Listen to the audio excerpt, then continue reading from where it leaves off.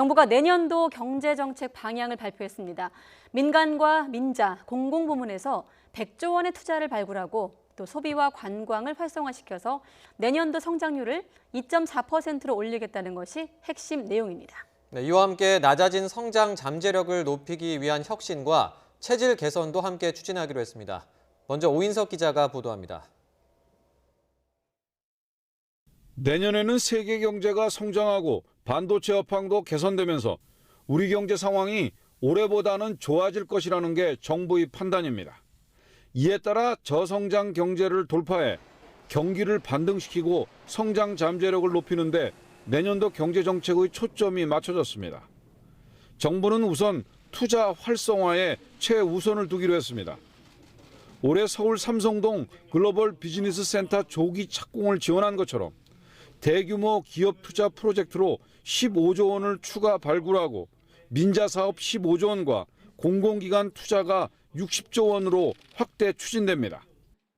최저 1%대의 파격적인 금리에 4조 5천억 원 규모의 설비 투자 촉진 금융 프로그램을 신설하고 투자 촉진 세제 3종 세트를 본격적으로 가동하는 등 민간 투자 촉진을 전방위적으로 뒷받침해 나가겠습니다. 내수 활성화도 추진됩니다. 11월 첫째 주 토요일에 구입한 일정 소비재 품목에 대한 부가세 환급이 검토되고 10년 이상 노후차를 신차로 교체하면 6개월 한시적으로 개별 소비세를 내려주기로 했습니다. 베트남 등 신남방 국가 관광객에 대한 비자 편의 확대 등을 통해 한국 방문 관광객 2천만 명 시대 유치도 추진됩니다.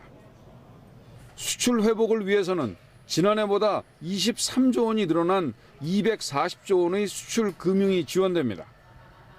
또 정부는 512조 3천억 원의 역대 최대 규모로 편성된 내년 예산을 상반기 중으로 62% 집행해 경제 활력을 뒷받침하기로 했습니다.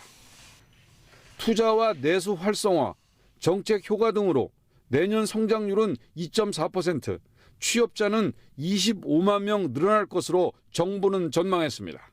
이와 함께 성장 잠재력을 높이기 위해 미래 먹거리 발굴 투자와 체질 개선을 위한 분야별 구조 혁신도 추진됩니다. 정부는 내년 1분기 중으로 경기 부진으로 어려움을 겪는 40대에 특화된 고용 대책을 내놓겠다고 밝혔습니다. YTN 오인석입니다.